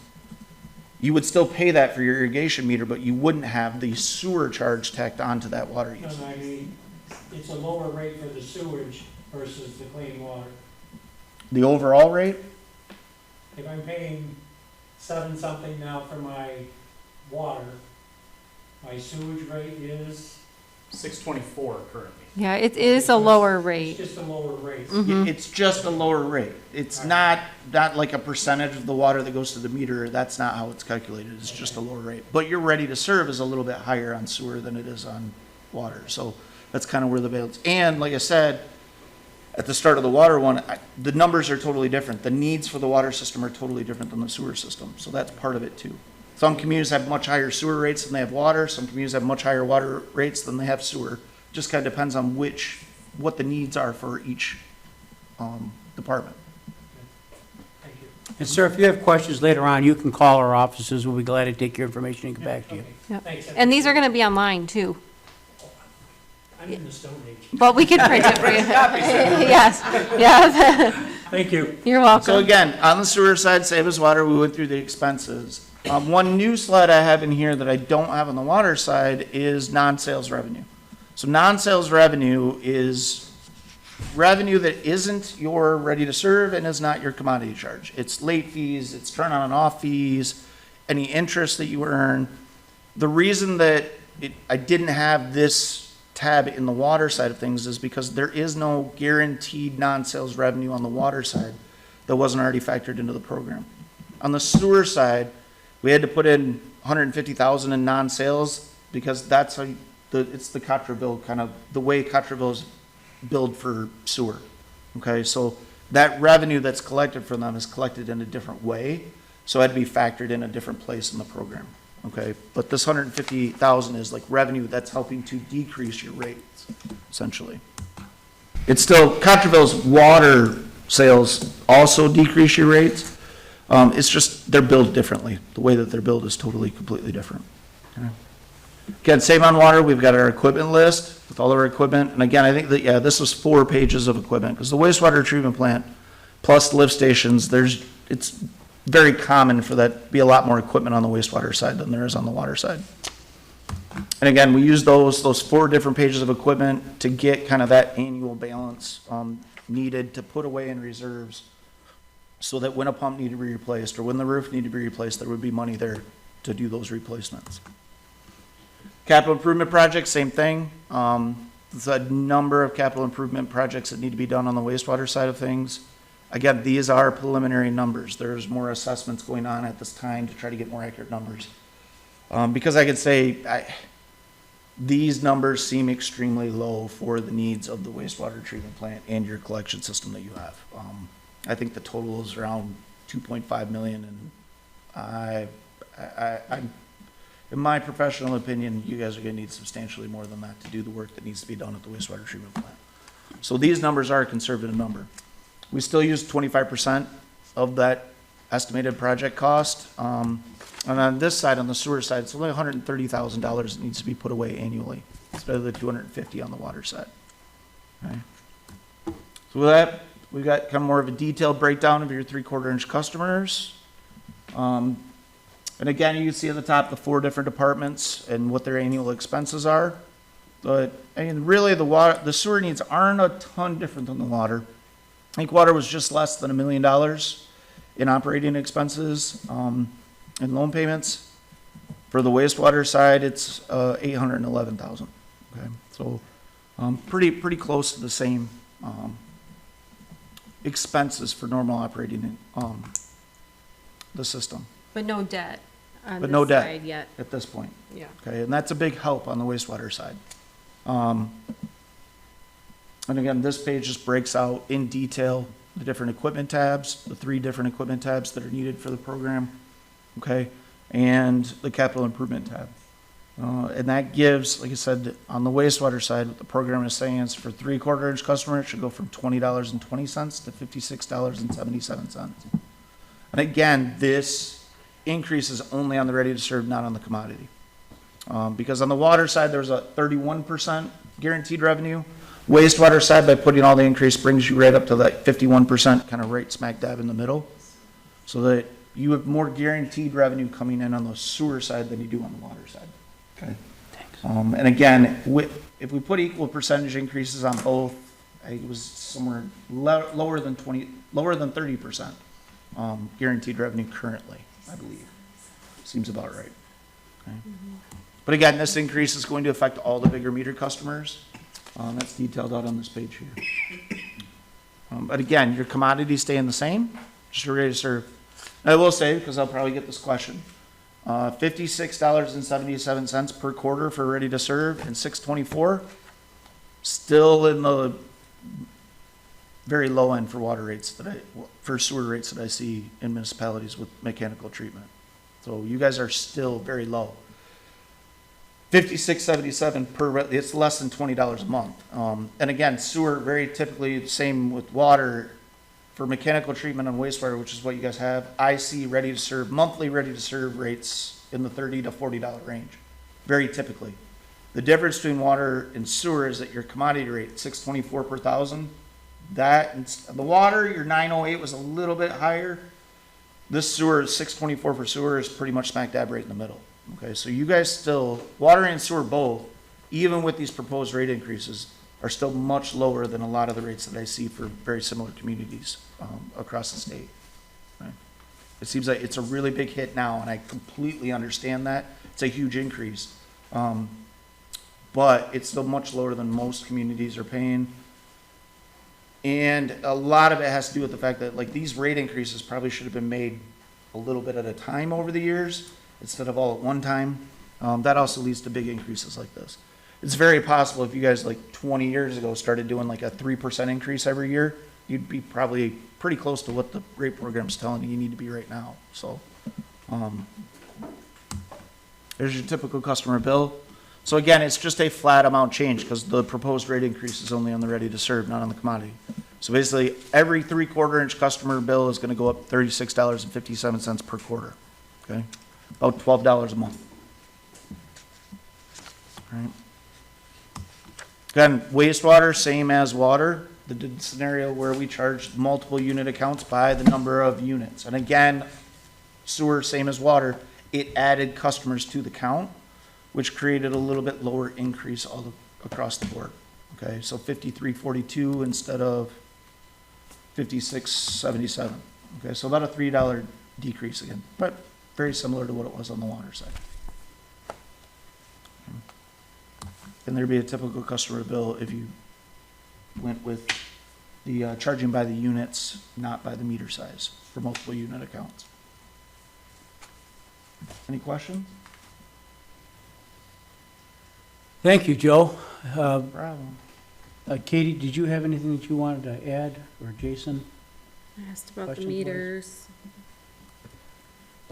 I do want to make one comment before we close for the evening, if there's no questions from the public.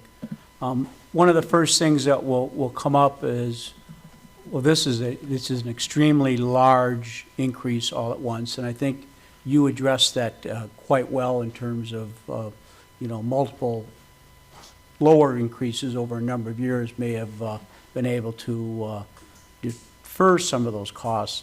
But the question will come up is, well, why don't we cut the size of government? What can we cut to make this less? And I will tell you, we live with this day in and day out. We look at this day in and day out. I think we run a very austere budget for the services that we give. We're a full-service city. I cannot cut our way out of this. I cannot, there's not enough services that we provide that I could get rid of in order to facilitate lower bills for the public. Do away with the police, have no police protection. Do away with the fire, have no fire or medical protection. DPW was cut a number of years ago down to 3 people at 1.4 and then 3 people. We're paying for that right now in terms of a number of different issues we're having at both these facilities and on our streets. Very candidly, we don't have enough of those people, and most days we make do in the city offices with long hours and again, everybody taking on extra roles and extra responsibilities. So when people say, well, you need to cut the size of government, my response is, or you need to find another way to do this, my response is, okay, what's your plan? Tell me what your plan is, bring it to me, we will look at it, we will vet it, give me the options that you see that perhaps we're not finding, or we're not seeing, or we're not hearing from the subject matter expert, and I trust their judgment. They see it all over the state, they understand it, they live it.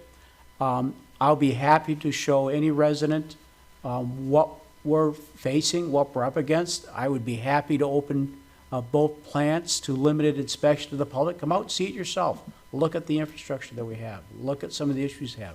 Come in and ask me to take a look at the facility reports. Look at some of the issues we have with equipment. And then I think when you get an idea of the magnitude of our infrastructure issues, and this has been a long summer, and I want to prepare people for a long winter in terms of water main breaks. This is all part and parcel of that process, and I think Joe said it best is the best time to start is now on a new path. What I do want to indicate is this is not a one-time fix. It can't be fixed in one time. it's gotten to a point that it'll need to be adjusted over a period of years. We will have to bring Joe and his cohorts back to the city 3 to 5 years in order to stabilize these processes and make sure that we're collecting enough funds to pay off our debts.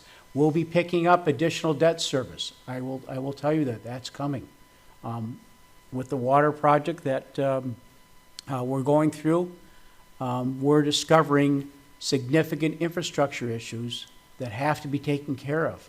As Katie said, we've been robbing Peter to pay Paul. We've been using the general fund, and the general fund can't sustain that. It's impossible. So we've kicked the can as far as we can. That's not an option anymore. We're open to suggestions from people. We're happy to show everything, all the math, as they say. We want to make people aware of everything that we're doing and make sure they're fully educated. And then we hope to present this to the board in an upcoming meeting. We'll publicize it on our social media pages and city website when that will be and take the public input. But the process going forward is we have to take some actions. The state has noticed. The state has said, hey, folks, you have a problem here. You're upside down. And it's time that we address it. It would be malfeasance on our part if we were to ignore this issue and perhaps kick the can until one day the infrastructure just stops working or it collapses. And we've had some issues like that. So I would just want the public to know we're doing the best we can. We're bringing in the subject matter experts. These guys have really taught us a lot. We really learned a lot through the process. And they said they would stick with us through this and be happy to make additional presentations so that additional citizens could ask some questions. I don't know if anybody else has any other comments, or Joe, if you have anything you want to say? A couple things, yeah, that came to mind. Is that one common question that I get, especially when there's a very large increase, is, well, hey, do we have to do this all at one time? Or can we break this large increase out over the next, like, 3 years or 5 years? The answer to that is yes, it can be done, okay? This approach here, what's being proposed right now, is kind of the ripping the Band-Aid off. Like, let's do it now, let's fix it now.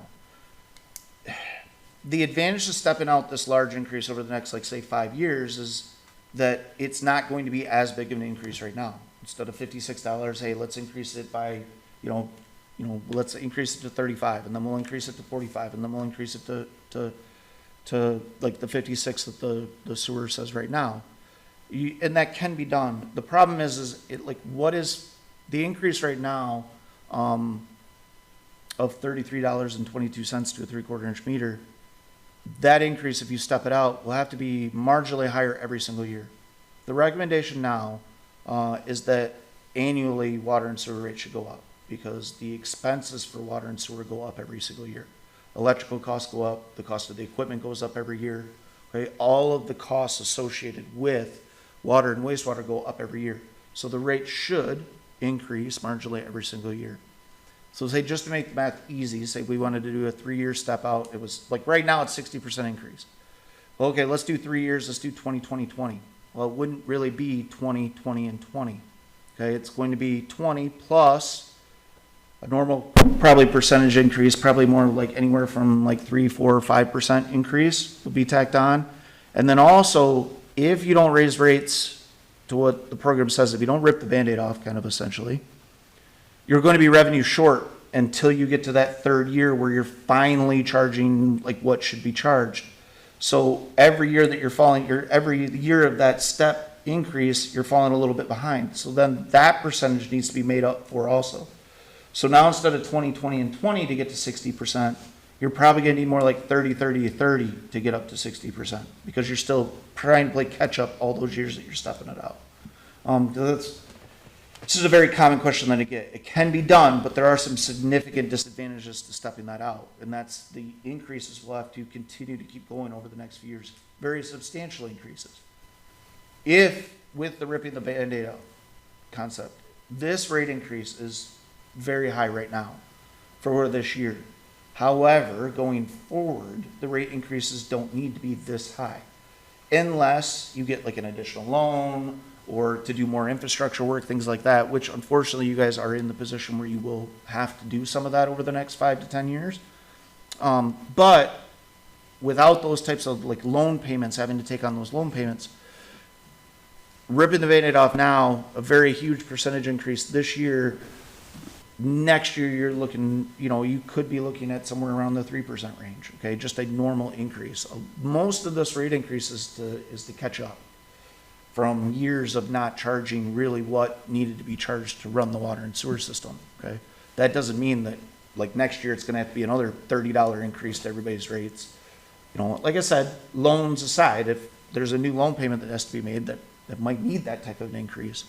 But just to go forward with the current loans that you have and the current expenses that you have, like next year should be a much lower amount, 2, 3, 4, 5%, somewhere around in that range. It's kind of more of a normal increase that I see across the board for municipalities. The municipalities that we do these rate studies for, some of them do a 3% every single year. Typically, when I come in like 5 years later, they're like, I've done some rate studies where I'm like, hey, you could not raise rates at all this year and you'd be okay. Or, hey, instead of 3% this year, you need 4% or you need 5% this year. But again, this is that getting that process started now so that the rates go up incrementally every year. So that the idea is hopefully you don't see these big giant increases year after year after year. Because really the only thing that should create a big giant increase like this would be loans for infrastructure improvement, which unfortunately you guys are kind of in that position over the next 10 years to have to do. But those loans aside and that infrastructure work aside, this will bring you up kind of to where you should be, and then from here forward, it's not anywhere close to these kinds of increases. The other issue, I would agree with you, that I am very concerned that our capital needs, especially as the wastewater treatment plant and what we have here, are low. And Yes. I'm very concerned that those costs are gonna be significantly higher. We're experiencing that on a number of different things. They'll be significantly higher than what it's pegged at now. Yep. So I would agree with your assessment there. That gives us pause in terms of maybe stepping it at this point, because we will be revenue short. Yeah. We see that coming. Yeah, you guys are already revenue short, Revenue short. substantially revenue short. That's a large part of this increase. And yeah, stepping it out just puts, if you've got to get it, 5 years from now or 3 years from now, you've got to get a new loan for more infrastructure improvements. That's going to just be tacked on to already substantial step increases. Whereas like hopefully this year, even though you have more needs and more infrastructure needs and more loans probably and financing that'll have to be done, hopefully this kind of gets you where you need to be now. You go a year or two maybe without much, and then the next loan, it'll have to be another big increase to pay for that loan. But once that infrastructure work is done, you go back to that typical, like around a 3% increase every single year, pretty much tends to keep everybody right on track. Yeah. Any other questions or things you guys want me to go over? I think it's important to note too, and Joe, you might agree in our talks, that commodity charges aren't increasing this year. So it's not based on usage. It's unfortunately rates do have to go up, but it's a flat rate increase instead of a usage-based increase. I don't think it's sustainable with internal talks either. Unfortunately, in years to come, we're going to have to look at those commodity rates as well, just at the way rates increase overall. But I would agree with you that we're behind the 8 ball on it. And I think it's something that needs to happen with water and sewer being an enterprise fund. We're already revenue short. I think Joe said it a couple times. And you can't keep borrowing from the general fund to pay for those water and sewer operations and expenses, so. The other thing too is part of the ready to serve increase, because this impacts everybody the same, regardless of how many. The single person household, their rate increase is exactly the same as the family of 5 that lives next door, which I know in some people's minds might seem a little bit unfair. Part of the reason for that though too is, one, it was the kind of the guaranteed revenue to be collected every single year.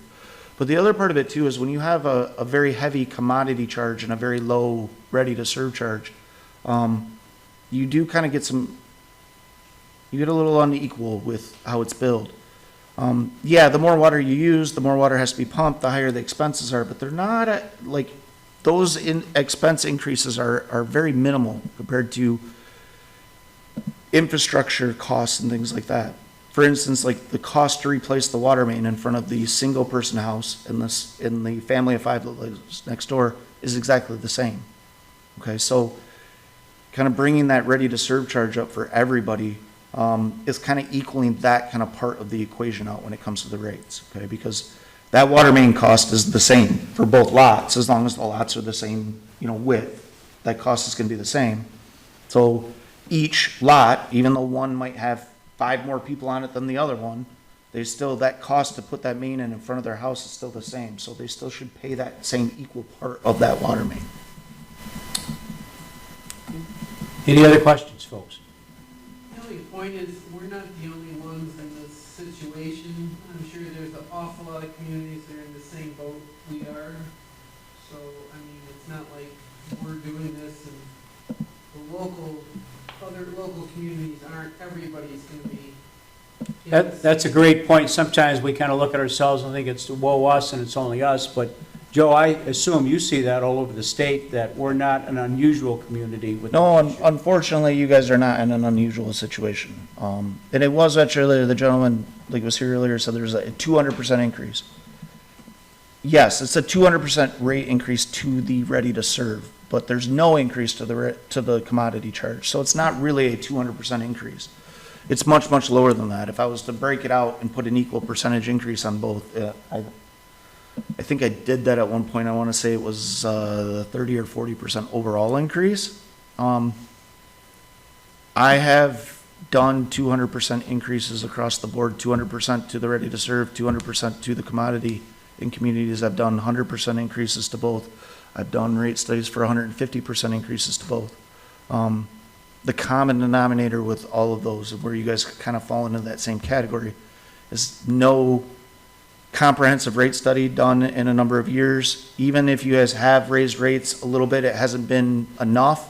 And when you go too many years in a row, either with no increase or an increase that's not adequate, you get further and further behind every single year. Like I said, all of these rate increases that I've done with very high increases are all because of not raising rates on a regular basis. I've also done plenty of rate studies where it's, hey, you need a 4% increase this year across the board. Like, that's it. But that's usually when they've been raising rates every single year to kind of make sure that they're keeping up as their expenses increase. So the other part of it too is, once you get all your kind of those reserve funds, the capital improvement needs, the equipment replacement needs, once you get that kind of dialed in, that stays pretty stagnant. And at that 3% increase, we'll make sure that all that equipment gets replaced when it needs to, and there's money in the bank when you need it to replace that kind of stuff.